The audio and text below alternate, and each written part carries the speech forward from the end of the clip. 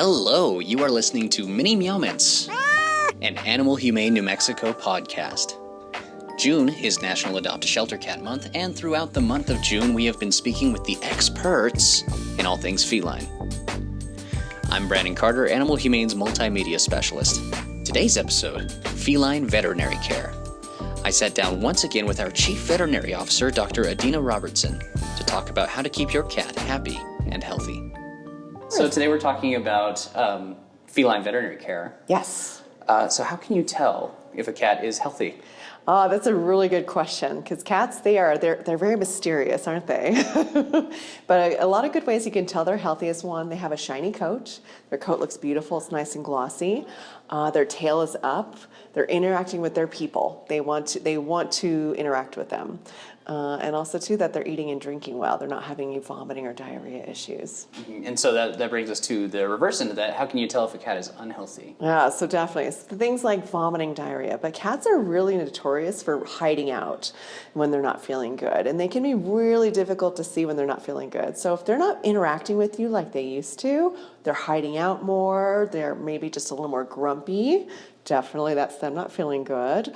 Or if their coat looks dull, it's starting to look just not very nice, it's looking like they're getting some knots in it, that's actually a really good sign that they're not feeling well. So what are the main differences that you've found between cats that you've seen in private practice versus cats that you see in the shelter? That's a good question. So in private practice, a lot of the times the cats had already been in their house for a while, so they're a little bit more comfortable. Of course, going to the vet is never fun, right? But they tend to be a little bit more comfortable. Where here, they might have had a lot of changes and some stressful changes, so they tend to be a little bit more fearful until they get used to us. So that's the biggest thing, is their behavior. What are the most common issues that cats tend to experience that require veterinary care? So cats, dental care is a big one. Cats are notorious for needing dental care, but also too, especially as they get older, 3 of the most common diseases that cats get are kidney disease, diabetes, and thyroid disease. And they all look the exact same, which is the tricky part. That's why you want to see a veterinarian to get that diagnosed. Ooh, so how does that look? So yeah, so what they'll do, and it does, and typically they're older cats, usually above the age of 10. And what they'll do is they'll start losing weight, even though they have a great appetite. Eating great, you would never notice, except they're all of a sudden losing weight. Or they're drinking a lot of water, and then because they're doing that, then they're using the litter box a lot more. You're having to clean the litter box out a lot more. Those are the things that I have people watch for. I see. And so how can those issues be addressed in the home prior to receiving veterinary care? So a couple things that people can do is actually want a healthy diet, having them on a good healthy diet, but also too, keeping them trim. And this is the tricky part, because cats, you can't run them around like we can dogs, but we want to keep them nice and trim. We don't want them to get overweight. But also too, regular veterinary care, because sometimes we can actually catch things before they become a bigger problem, and we can help things to address that. Also, another thing too is making sure that your cat is drinking plenty of water. Cats are notorious for not wanting to drink water. So finding ways for them to get more water, whether it be in canned food, if you have turn on your water faucet. Some cats like to have that dripping water, or like a little waterfall kind of little thing in their house, or even things like tuna juice. Some cats love that, or treats that have high moisture content. Those are really good ways to make sure they drink a lot of water. Regular veterinary care being super important, how often should somebody bring their cat in for regular checkups? Yeah, so typically about once a year is what I usually recommend, but once they hit the age of about 10, that's when I start recommending them to go twice a year. Just because as they get older, things don't work as well as they used to. We want to make sure we stay on top of that. What are common signs that your cat's getting older? Yeah. When does that change happen? Yeah, that change does. And honestly, about 10 to 12. And cats, they do, just like us, they can get things like arthritis. They don't always show the signs of it. And some of the classic, just very kind of subtle signs are they're not jumping on those counters like they used to, or jumping on the fridge, or climbing up the steps like they used to, or they're getting up a little bit more slowly. Those are some things I have people watch for. And they can be really subtle, but it does occur. What are some ways to help your cat become less fearful about going to the vet? So yeah, that's the biggest thing, because going to the vet can be really scary, right? But we want to try and minimize that. Some good ways are typically a cat is going to come inside a cat carrier.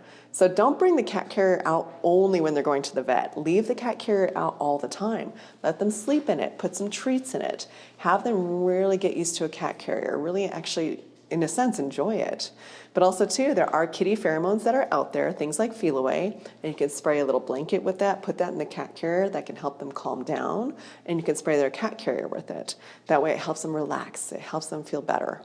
That's super helpful just in terms of like getting them to the vet and making that a more tolerable experience for everybody. Absolutely, because we want them to, we don't want to make every vet experience an absolute horrible event for them. We want it to be positive as much as possible, and that starts in the home. How invasive is the process for spaying, neutering, and microchipping cats and kittens? So microchipping is actually not bad at all. It's honestly like getting a vaccine. It's just bigger. It's a bigger needle.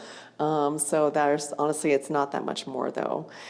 Spaying is a little more invasive because it is in the abdomen. So it's definitely a major surgery, but they do remarkably well from it. Neutering is not as invasive, but still super important, but also still a quite serious surgery, very much. But they do great from it.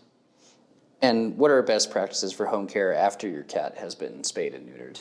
This is the tricky part, because it's not like a person where we can say, okay, you need to stay in bed for 10 days. You need to do that. With cats, they're going to almost do their own thing, right? But what we want them to do is we want them to restrict their activity as much as possible. And with that, we say no explosive activity, meaning no jumping, no running, no marathons. Realistically, we just say do the best you can. But also, too, having them wear an e-collar, or they even have things like little surgeon suits. They look like baby onesies, or even going to the store and getting a baby onesie can help keep them from licking their incision. I remember with my sister's cat, they did that, and she looked really silly, but it was super helpful. Right, exactly. It's really helpful. It looks absolutely silly, and it's so cute, but it works really well. What are common ways to prevent disease for owned cats? So a lot of cats, the way we prevent disease is that one, keeping them indoors, because when they interact with stray cats, we don't know what those stray cats are carrying. So we want to make sure to prevent them from getting disease by stopping that interaction. But also, too, honestly, regular visits with their veterinarian, making sure things like making sure they are properly vaccinated. Very important to prevent disease. Make sure they stay up to date on that. Something that I've seen a lot just since starting to work for an animal shelter has been ringworm and FIV treatment in cats with ringworm and FIV. Yeah. So starting with ringworm, what is ringworm and how is it treated? So ringworm is a fungal infection. It's a skin fungal infection. What's hard about this one is that this one is not only infectious from cat to cat, but it's also infectious from cats to people. And something we don't want, absolutely. And we treat it a couple of ways. We can treat it with oral medications or baths, but treatment does take a while. It's a fungal infection. It can easily take at least a month or even longer to treat it. And as far as FIV goes, that's feline immunodeficiency virus. That one is a virus that infects the immune system. It basically destroys the cells of the body that protects the body from all those infectious diseases. And when your immune system is no longer healthy, then they become susceptible to other diseases, very much so, which is a problem. Cats get FIV through biting each other, but also, too, the mothers can actually pass FIV to their babies, which is difficult. It's hard to treat, and cats a lot of times can carry FIV for years before even showing any clinical signs, a lot of times. And the signs can be subtle. The signs can be a recurring fever. Then, you don't know why they keep getting a fever, or they keep getting a recurrent infection or weight loss. So it can be it can be tricky sometimes to diagnose. A lot of times, unfortunately, we're not able to really treat it, cure it, but we do treat the secondary infections. We make sure that, okay, you know what, if they have a kitty cold, we'll make sure to get rid of that. Or if they have a bad tooth, they have some dental disease, we'll treat that. But then what we do is we adopt them out to people, just letting them know, hey, they have this disease. It does compromise their immune system, just so that you know this is what to watch out for. So what does their quality of life look like with FIV? No, that's a good question. A lot of them honestly live long, healthy lives, very long, healthy lives.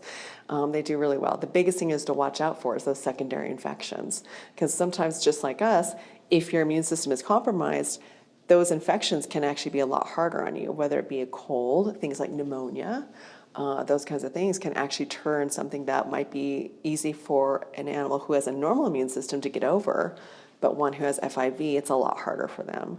But really, a lot of cats live a long, happy life with it. Love to hear that. Yeah. So how important is dental hygiene? It's very important with cats. Cats are notorious for having dental disease even from an early age.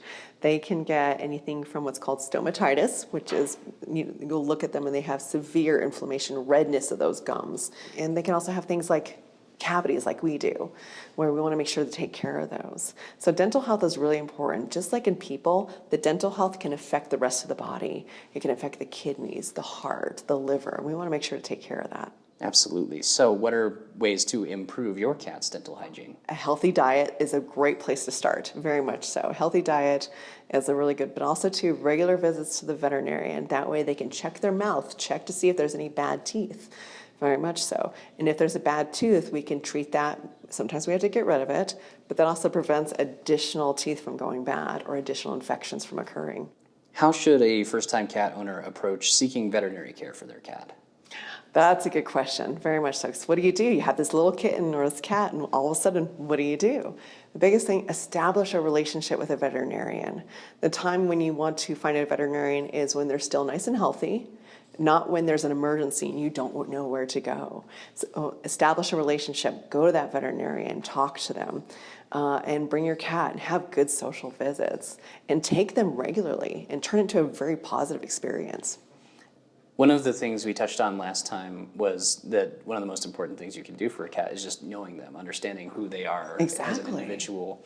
Is the same true for veterinarians seeing the same cat over and over again? Is that more helpful? It is. It's very much so. Especially when I was in private practice, I knew a lot of the cats and their personalities, what they liked, what they disliked, things if they liked to be touched on their head, if they liked scratches under their chin.